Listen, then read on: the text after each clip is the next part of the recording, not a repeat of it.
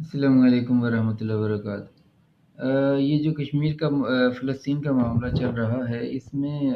دو تین حوالوں سے بہت ہی زیادہ لوگ جو ہیں وہ یعنی ایکسٹریم پر جا رہے ہیں، ایکسٹریم پر گفتگو کر رہے ہیں اور غلط گفتگو کر رہے ہیں۔ ان میں سے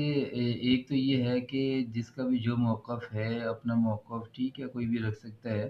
لیکن ایسا موقف رکھنا کہ گرم گلوچ پر اتر آنا، اور دوسری بات یہ کہ